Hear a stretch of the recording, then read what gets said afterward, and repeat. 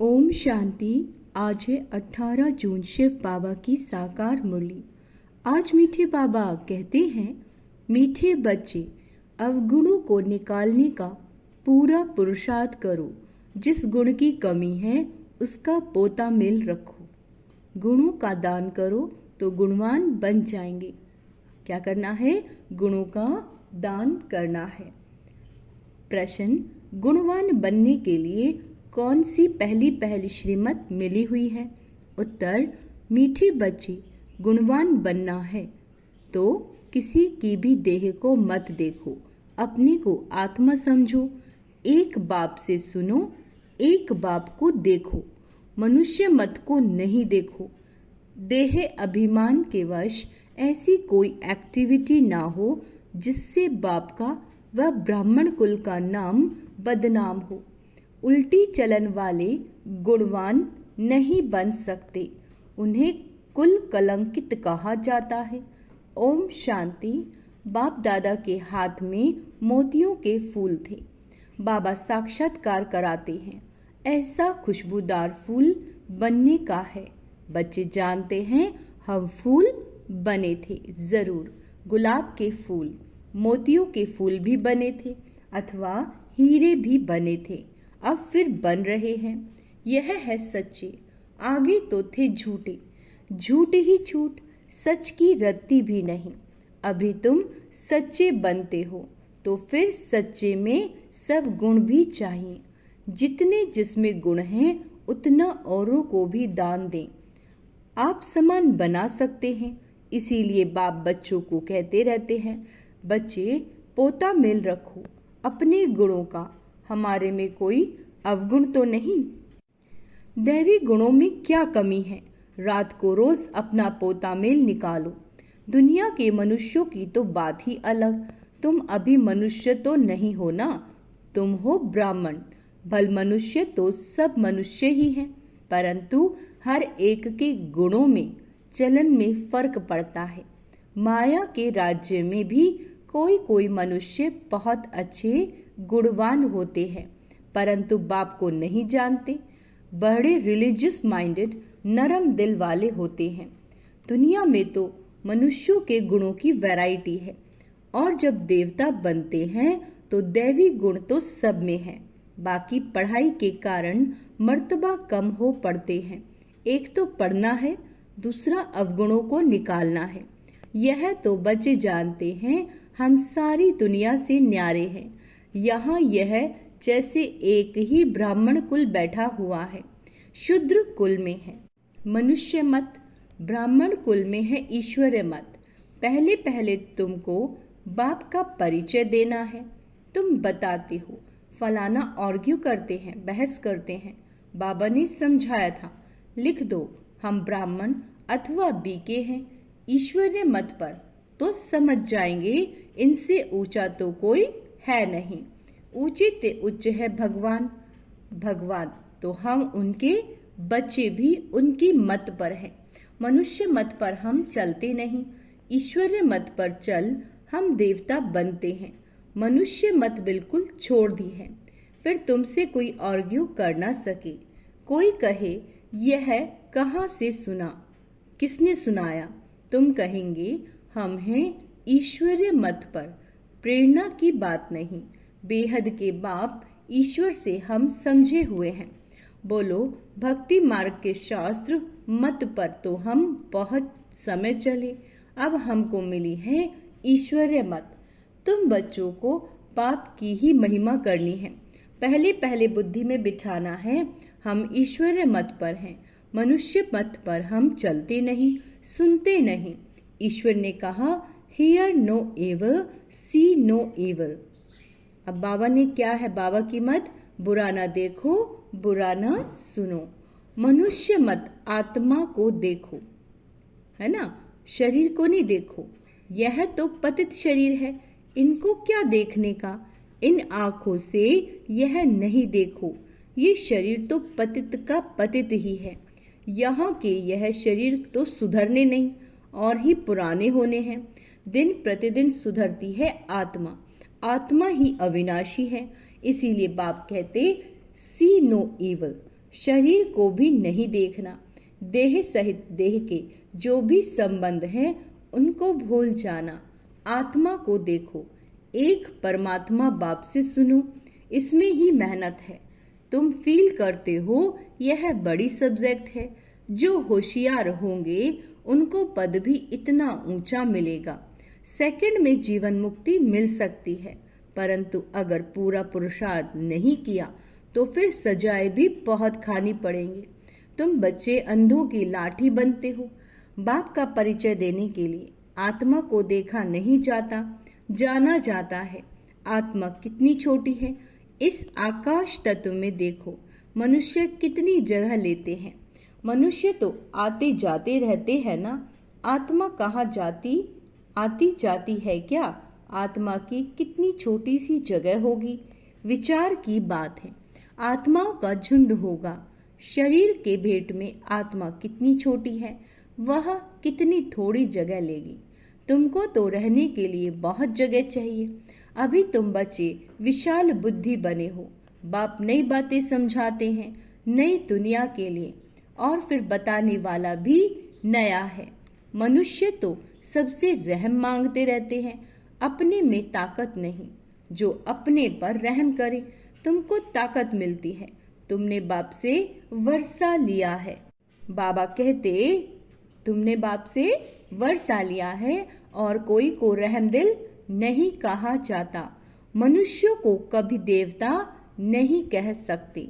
रहमदिल एक ही बाप है जो मनुष्यों को देवता बनाते हैं। इसीलिए कहते हैं परम पिता परमात्मा की महिमा अपरंपार है, उसका पारावार नहीं। अभी तुम जानते हो उनके रहम का पारावार नहीं है। बाबा तो नई दुनिया बनाते हैं, उसमें सब कुछ नया होता है। मनुष्य, पशु, पक्षी सब सतु प्रधान होते हैं। बाप ने समझाया तुम उच्च बनते हो तो तुम्हारा फर्नीचर भी ऐसा ऊंचे ते उच्च गाया हुआ है। बाप को भी कहते हैं ऊंचे ते उच्च, जिससे विश्व की बादशाही मिलती है। बाप साफ कहते हैं हम हथेली पर बहिशत ले आता हूँ। वो लोग हथेली से केसर आदि निकालते हैं। यहाँ तो पढ़ाई की बात है। यह है सच्ची पढ़ाई। तुम समझते हो हम पढ़ रहे हैं, पाठशाला में आए हैं पढ़ने के लिए। तुम बहुत खोलो तो तुम्हारी एक्टिविटी को देखें। बाबा कहते कोई फिर उल्टी चलन चलते हैं तो नाम बदनाम करते हैं। देह अभिमान वाले की एक्टिविटी ही अलग होगी। देखेंगे ऐसी एक्टिविटी है तो फिर जैसे सब पर कलंक लग जाता है। समझते हैं इनकी एक्टिविटी में तो कोई फर्क नहीं है, तो गोया बाप की निंदा कराई ना। टाइम लगता है, सारा दोष उस पर आ जाता है। मैनर्स बहुत अच्छे चाहिए। तुम्हारे कैरेक्टर्स बदलने में कितना टाइम लगता है। तुम समझते हो कोई कोई के कैरेक्टर्स बहुत अच्छे फर्स्ट क्लास होते हैं, वह दिखाई भी पड़ेंगे। बाबा एक एक बच्चे को बैठ देखते हैं इनमें क्या खामी है जो निकालनी चाहिए। एक एक की जांच करते हैं। खामियां तो सब में हैं, तो बाप सबको देखते रहते हैं, रिजल्ट देखते रहते हैं। बाप का तो बच्चों पर लव रहता है ना। जानते हैं इसमें यह खामी है, इस कारण यह इतना उच्च पद पा नहीं सकेंगे। अगर खामियां नहीं निकली तो बड़ा मुश्किल है। देखने से ही मालूम पड़ जाता है। यह तो जानते हैं अभी टाइम पड़ा है। एक एक की जांच करते हैं। बाप की नजर एक एक के गुणों पर पड़ेगी। पूछेंगे तुम्हारे में कोई अवगुण तो नहीं। बाबा के आगे तो सच बता देते हैं। कोई कोई को देह अभिमान रहता है तो नहीं बताते। बाप तो कहते रहते हैं आपे ही जो करे सो देवता, कहने से करे मनुष्य, जो कहने से भी ना करे। बाबा कहते रहते जो भी खामियां हैं इस जन्म की वह बाप के आगे आपे ही बताओ। बाबा तो सबको कह देते हैं। खामियां सर्जन को बतानी चाहिए। शरीर की बीमारी नहीं, अंदर की बीमारी बतानी है। तुम्हारे पास अंदर में क्या क्या असुरी ख्यालात रहते हैं, तो इस पर बाबा समझाएंगे, इस हालात में तुम इतना ऊंचा पद नहीं पा सकोगे जब तक अवगुण निकले। अवगुण बहुत निंदा कराते हैं, मनुष्यों को वहम पड़ता है, भगवान इनको पढ़ाते हैं। भगवान तो नाम रूप से न्यारा है, सर्वव्यापी है, वह कैसे इनको पढ़ाएंगे? इनकी चलन कैसी है यह तो बाप जानते हैं। तुम्हारे गुण कैसे फर्स्ट क्लास होने चाहिए। अवगुण छिपा देंगे तो कोई को इतना तीर नहीं लगेगा। इसीलिए जितना हो सके अपने में जो अवगुण हैं वो उनको निकालते जाओ। नोट करो, हमारे में यह खामी है तो दिल अंदर में खाएगी, घाटा पड़ता है तो दिल खाती है। व्यापारी लोग अपना खाता रोज निकालते हैं। यह बाप भी कहते हैं, रोज अपनी चाल देखो, नहीं तो अपना नुकसान कर देंगे। आपकी इज्जत गवा देंगे बाप की। गुरु की निंदा कराने वाले ठौर ना पाए, देह अभिमानी ठौर नहीं पा सकेंगे। देही अभिमानी अच्छी ठौर पाएंगे। देही अभिमानी बनने के लिए ही सब पुरुषार्थ करते हैं, दिन प्रतिदिन सुधरते जाते हैं। देह अभिमान से जो कर्तव्य होते उनको काटते रहना है। देह अभिमान से पाप जरूर होता है, इसीलिए देही अभिमानी बनते रहो। ये तो समझ सकते हो, जन्मते ही राजा कोई होता नहीं। देही अभिमानी बनने में टाइम तो लगता है ना, यह भी तुम समझते हो। अभी हमको वापस जाना है। बाबा के पास बच्चे आते हैं, कई 6 मास बाद आते, कोई 8 मास बाद भी आते। तो बाबा देखते हैं इतने समय में क्या उन्नति हुई। दिन प्रतिदिन कुछ सुधरते रहते हैं या कुछ दाल में काला है। कोई चलते चलते पढ़ाई छोड़ देते। बाबा कहते हैं, यह क्या भगवान तुमको पढ़ाते, भगवान भगवती बनाने, ऐसी पढ़ाई तुम छोड़ देते हो। अरे वर्ल्ड गॉड फादर पढ़ाते हैं, इसमें एब्सेंट माया कितनी प्रबल। फर्स्ट क्लास पढ़ाई से तुम्हारा मुख मोड़ देती है। बहुत है जो चलते रहते हैं फिर पढ़ाई को लात मार देते हैं। यह तो तुम समझते हो। अब हमारा मुख है स्वर्ग तरफ, लात है नर्क की तरफ। तुम हो स्वर्गवास संगम युगी ब्राह्मण। ये पुरानी रावण की दुनिया है। हम वाया शांति धाम सुख धाम तरफ जाएंगे। बच्चों को यही याद रखना पड़े, टाइम बहुत कम है, कल भी शरीर छूट सकता है।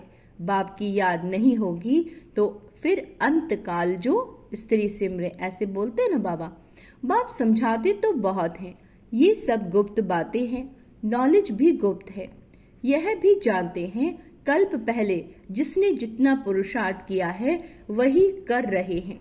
ड्रामा अनुसार बाप भी कल्प पहले मौफिक समझाते रहते हैं, इसमें फर्क नहीं पड़ सकता।